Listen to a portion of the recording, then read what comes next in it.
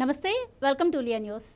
జగన్మోహన్ రెడ్డి సీఎంగా ఉండగా కొండపైన భూమన కరుణాకర్ రెడ్డి టికెట్ల రూపంలో, కొండ కింద భూమన అభినవ్ రెడ్డి టీడీఆర్ బాండ్ల రూపంలో వేల కోట్లు కొల్లగొట్టారు అని చెప్పి ఆరోపణలు వస్తున్న వేళ ఈరోజు ఆయన దానిపైన స్పందించారు.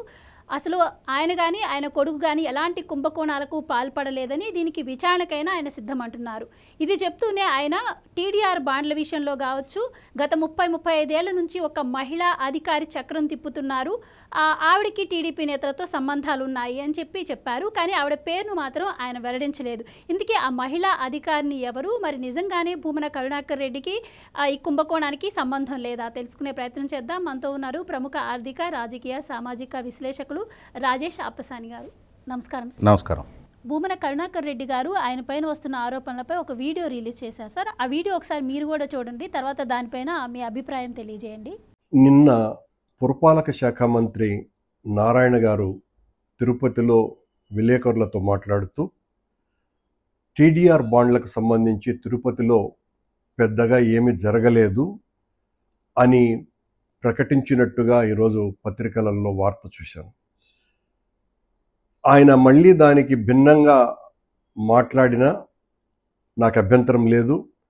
ఎందువల్లంటే టీడీఆర్ బాండ్ల విషయంలో ఏ విచారణకైనా సిద్ధంగా ఉన్నామని ప్రకటిస్తున్నాను నేను. దీనికి ప్రధానమైనటువంటి కారణం ఒక అవినీతిలో అనకొండ లాంటి ఒక అధికారిని టీడీఆర్ బాండ్ల పేరుతో దోపిడీ చేయటానికి, తద్వారా 100 కోట్లు నొక్కియటానికి ఆవిడ పన్నిన కుటిల పన్నాగాన్ని అడ్డుకున్నాము అన్నటువంటి దుగ్ధతో, కోపంతో ఆవిడ తెలుగుదేశం పార్టీకి సంబంధించిన మా పక్క జిల్లా నేతలకు ఈ విషయాన్ని చెప్పి ఏం మాట్లాడినా చెల్లుతుంది కాబట్టి 2,000 కోట్ల రూపాయలు అవినీతి జరిగిందేనని ఆ రోజు నుంచి ఈ రోజు వరకు కూడా మా మీద ఎంత ప్రచారం చేశారో అందరికీ కూడా తెలుసు. టిక్కెట్లు అమ్ముకోలేదంటున్నారు, కింద టీడీఆర్ బాండ్లతో తనకి ఎటువంటి సంబంధం లేదు అని క్లారిటీ ఇచ్చే ప్రయత్నమే కాకుండా దీన్ని ఒక మహిళా అధికారి, ఐఏఎస్ అధికారిపై నెట్టే ప్రయత్నం చేశారు. మరి ఆ మహిళా అధికారి 30-35 సంవత్సరాల నుంచి ఉంటే మరి భూమన కరుణాకర్ రెడ్డి గత 5 ఏళ్లలో ఏం చేశారు? సో ఇప్పుడు వచ్చి ఆవిడ గురించి హింట్ ఇవ్వడం ఏ విధంగా చూడొచ్చు అంటారు? ఆ మహిళా అధికారి ఎవరంటారు? ఇప్పుడు వాస్తవంగా భూమన కరుణాకర్ రెడ్డి గారు పేరు ప్రస్తావించకపోయినా ఉన్నత న్యాయస్థానం నీ అవినీతి గురించి తెలుసు అని చెప్పని వ్యాఖ్యలు చేసింది అన్న హింట్ ఇవ్వటం ద్వారా, అలాగే భూమిని కొల్లగొట్టారు అన్న హింట్ ఇవ్వటం ద్వారా she is none other than Srilakshmi IAS అని చెప్పని అందరికీ అర్థమవుతుంది.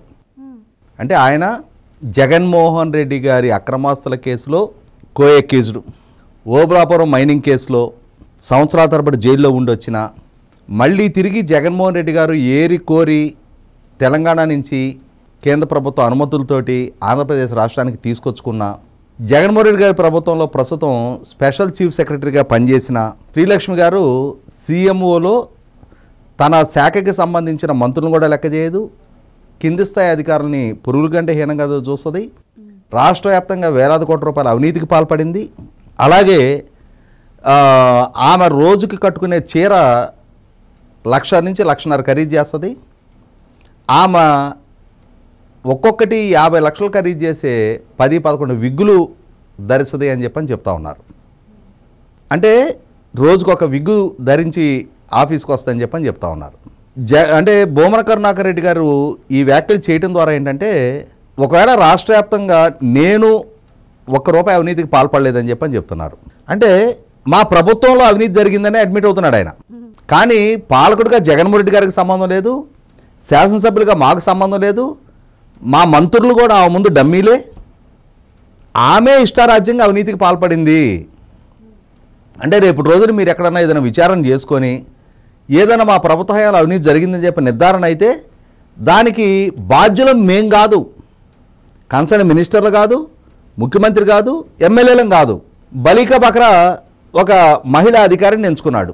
ఆమె అవినీతి చరిత్ర గురించి రాష్ట్రానికి ఒక స్పష్టత ఉంది.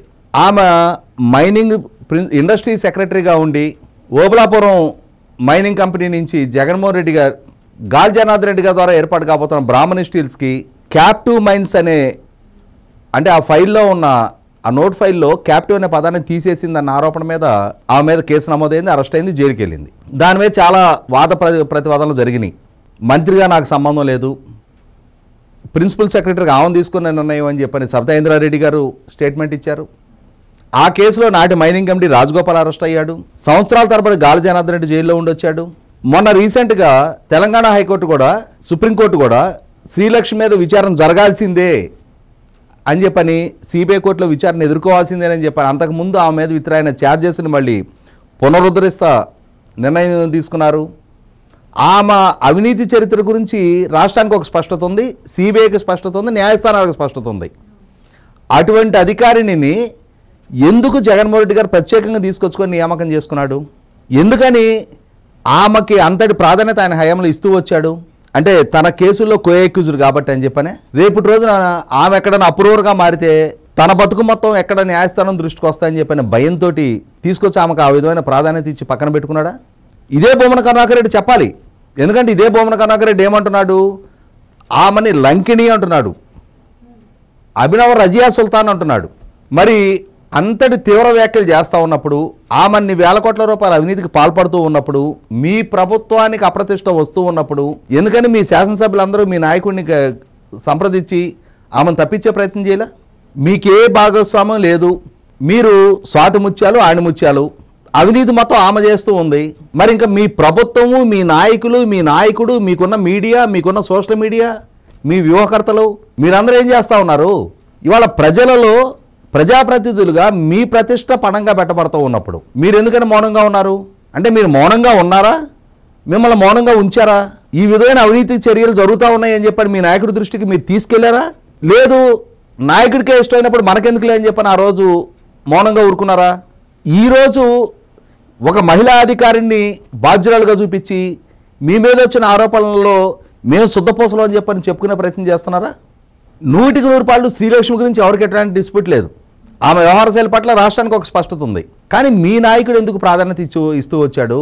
ఇవాళ చంద్రబాబు నాయుడు గారి ప్రభుత్వం అధికారంలోకి రాగానే ఆమెను పక్కన పెట్టారుగా, ఆమెకు అపాయింట్మెంట్ కూడా ఆయన ఇవ్వలేదుగా, కనీసం బొకే ఇవ్వడానికి ప్రయత్నం చేస్తే కూడా తీసుకోవడానికి ఆయన సిద్ధపడలేదుగా. అంటే she is a tainted personality అని చెప్పిన క్లారిటీ చంద్రబాబు నాయుడు గారికి ఉందిగా. మరి మీ జగన్మోహన్ రెడ్డి గారు ఎందుకు ప్రాధాన్యత ఇచ్చాడు? ఆయనతో పాటు కో-అక్యూజ్డ్ కాబట్టి, కేసుల్లో కలిసిమెలిసి ఇవాళ కేసుల్లో అక్యూజ్డ్గా కొనసాగుతూ ఉన్నారు కాబట్టి ఒకరికొకరు సహకరించుకున్నారా? ఇవాళ ఆమెకామ అన్ని వేల కోట్ల రూపాయల అక్రమాలకు పాల్పడితే మరి ఏబి వెంకటేశ్వర గారు లాంటి అధికారిని చెయ్యని అవినీతి ఆరోపణలతోటి ఉద్యోగ విధులకు దూరం చేసిన జగన్మోహన్ రెడ్డి గారు మరి ఇన్ని వేల కోట్ల రూపాయల అక్రమాలకు పాల్పడుతూ ఉన్నప్పుడు రాష్ట్ర వ్యాప్తంగా టీడీఆర్ బాండ్లు పేరట నాయకులను కూడా బలిపోసులుగా చేసేంతటి సాహసానికి ఆమె ఒడిగడతా ఉన్నప్పుడు ఆయనకంటూ ఏం వాటాలు అందకుండానే ఆయన మౌన ప్రేక్షకులాగా చూస్తూ ఊరుకున్నాడా? అలా ఊరుకున్నాడంటే ఆయన అసమర్థుడు, దద్దమ్మేగా. అంటే ఆయన పాలనలో రాష్ట్ర వ్యాప్తంగా ఇన్ని అక్రమాలు చోటు చేసుకుంటున్నా కూడా తన దృష్టికే రాలేదు అని అంటే ఆయన సామర్థ్యం ఎంతవరకు? అక్కడ ముఖ్యమంత్రిగా ఆయన వైఫల్యమే కదా అది. ఇవాళ మచిలీపట్నంలో వాళ్ళ నాయన పేరిట ప్రభుత్వ నిధులతో పార్క్ ఏర్పాటు చేసింది ఆమె. వాళ్ళ నాయన ఒక ప్రభుత్వ ఉద్యోగి అంతే, ఆయన ఏమి స్వాతంత్ర సమరయోధుడు కాదు, ఈ సమాజానికి ఏం కంట్రిబ్యూషన్ లేదు ఆయనది. ప్రజల డబ్బుతో ఏర్పాటు చేసిన పార్కు వాళ్ళ నాయన పేరు పెట్టింది. దాని మీద అక్కడ స్థానిక ప్రజలు అభ్యంతరం వ్యక్తం చేశారు, అక్కడ స్థానిక తెలుగుదేశం నాయకులు అభ్యంతరం వ్యక్తం చేశారు. మీ ప్రభుత్వ హయాంలో మీరు ఎందుకని అభ్యంతరం వ్యక్తం చేయలే? మీ స్థానిక నాయకుడు పేరు నాని ఉన్నాడుగా, ఇవాళ ప్రధానికి ముందుకొచ్చి మాట్లాడుతూ ఉన్నాడుగా. ఇవాళ పార్టీ నాయకులుగానో ప్రజా జీవితంలో ఉన్న నాయకుల పేరులో పెట్టుకోవాలి, నీ పేరు ఎలా పెడతావమ్మా అని చెప్పని ఎందుకని ఆక్షేపించలా? అంటే ఆ రోజున జగన్మోహన్ రెడ్డి కోసం బానిసత్వం చేసి ఇవాళ విచారణ మీ తలుపులు తడతా ఉండేటప్పటికీ ఈరోజు మీ కులికిపాటు వస్తూ ఉందా? ఇవాళ గతంలో లాగానే, ఎందుకంటే గతంలో చూసాం తిరుపతి పార్లమెంట్ ఉప ఎన్నిక సందర్భంగా 30,000 దొంగ ఓటర్ ఐడీలు ముద్రించారు, వాటిని చలామణి చేశారు అని చెప్పని విచారణ జరగగానే అక్కడ కూడా ఐఏఎస్లు బలయ్యారు.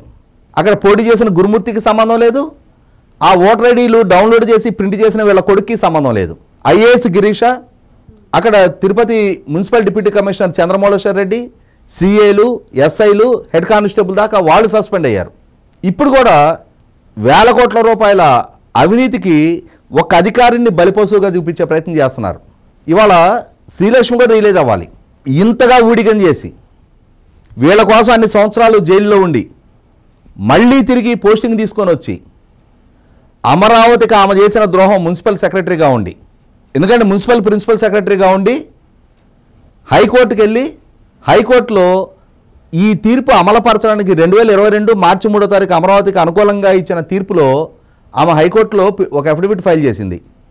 ఈ తీర్పు హైకోర్టు టైం కాన్స్టెంట్ ప్రకారం అమలుపరచాలి అని అంటే మాకు కొంచెం ఇబ్బందికరం ఉంది, మాకు కొంచెం టైం వెసులుబాటు కావాలి అని హైకోర్టు దగ్గర ఇట్లా నెగోషియేట్ చేస్తా సుప్రీంకోర్టుకి వెళ్ళి కేసు ఫైల్ చేయించింది. ఆమె మున్సిపల్ ప్రిన్సిపల్ సెక్రటరీకి ఏం ఫైల్ చేయించింది. మరి ఇంతగా అంగలార్చుకొని వాళ్ళకి సేవ చేశారు. ఇవాళ నాడు నేడు కూడా మీరు ఒక టెయింటెడ్ పర్సనాలిటీగా వాళ్ళ ప్రజల ముందు మీరు నిలబడి ఉన్నారు. ఎవరి కోసం పనిచేశారో ఆ నాయకులే మిమ్మల్ని వాళ్ళ లంకిని అంటున్నారు. మరి కనీసం ఇప్పటికైనా ఆ రోజు మీ చేత ఓబులాపురం ఇష్యూలో అవినీతికి పాల్పడించింది ఎవరు, ఆర్థిక ప్రయోజనాలు చేకూరింది ఎవరికి అనే విషయాన్ని అప్రూవర్గా మారి ఇప్పటికైనా సరే న్యాయస్థానం దృష్టికి తీసుకొస్తే మీ గౌరవం కనీసం ఈ ఉద్యోగపు చివరి రోజులైనా నిలబడుతుంది. లేదు అని అంటే ఒక చరిత్రహీనులాగా మీరు మిగిలిపోతారు. మీతోటి ఈ పనులన్నీ చేయించిన నాయకులు మేము శుద్ధపోసలం అని చెప్పని వాళ్ళు చెప్పుకుంటూ చాలామంది అవుతున్నారు. Thank you so much sir. Please subscribe to Leo news for more videos.